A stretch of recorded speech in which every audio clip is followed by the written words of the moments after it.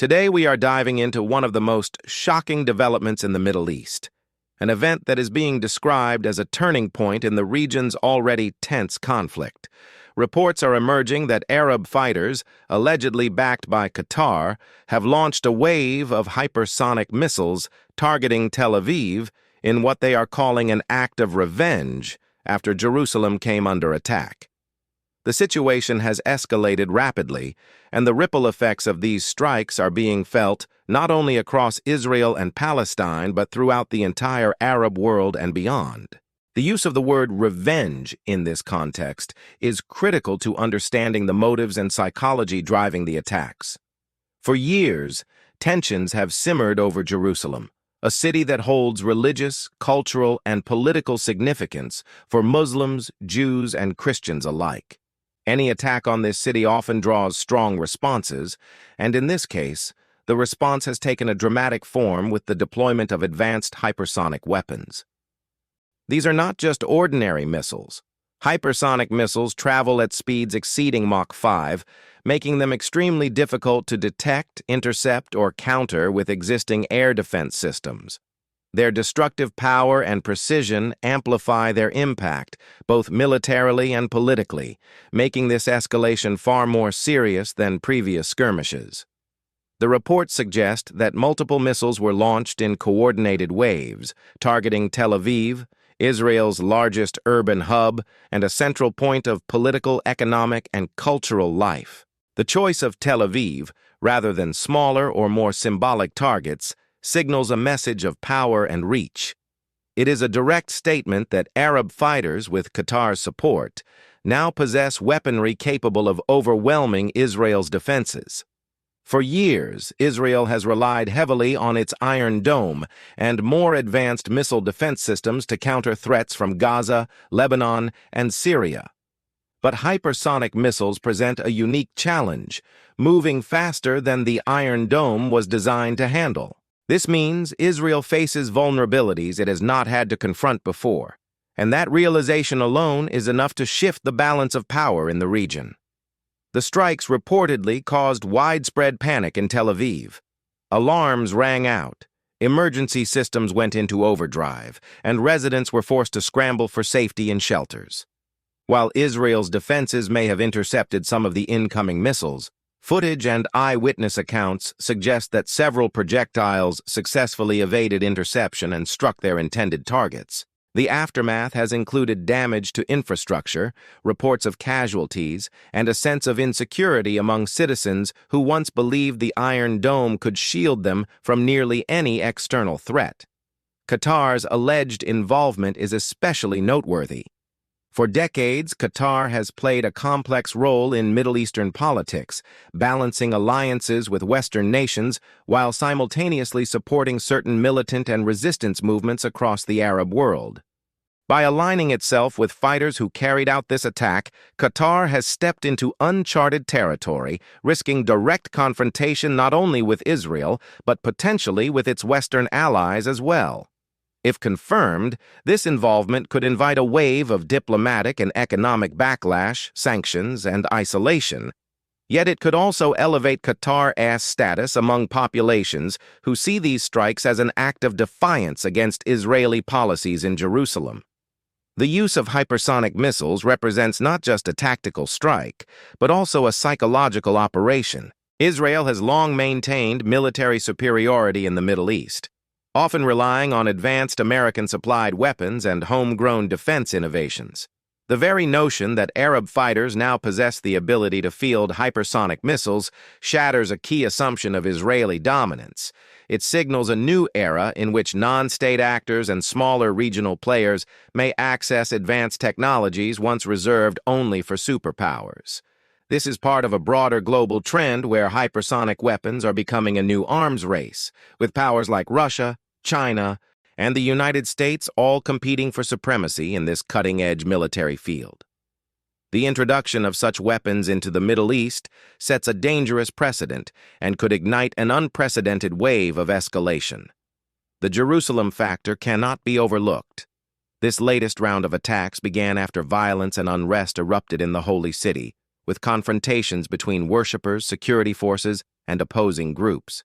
Each spark in Jerusalem tends to ignite broader flames across the region, but this time, the flames have been fanned by advanced weaponry. The symbolic weight of Jerusalem means that any perceived violation or attack on the city is met with widespread anger across the Arab world. The fighters who launched these missiles framed their action as a defense of Jerusalem's sanctity, portraying themselves not as aggressors, but as defenders of a holy cause.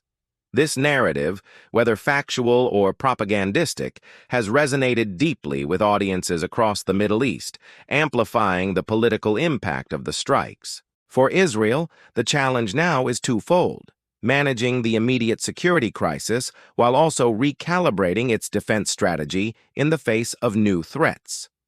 Military analysts are already questioning whether Israel's existing missile defense systems are adequate for this new era of hypersonic warfare.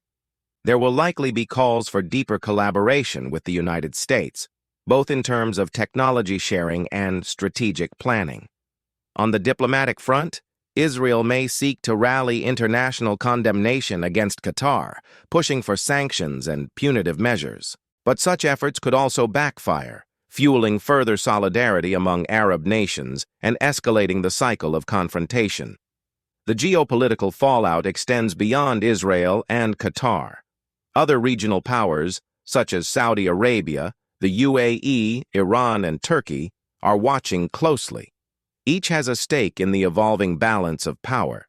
Iran, in particular, has long been accused of supplying advanced weaponry to resistance groups and may see this as a validation of its strategy to undermine Israel's security through asymmetric warfare. If Qatar is indeed directly involved, it may inspire new alignments or fractures within the Arab world.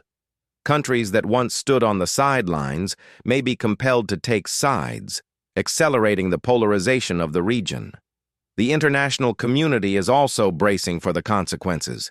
The United States, which maintains close ties with both Israel and Qatar, faces a difficult balancing act.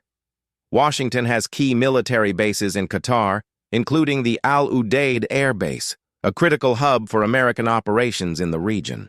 At the same time, it is Israel's staunchest ally, bound by commitments to defend its security.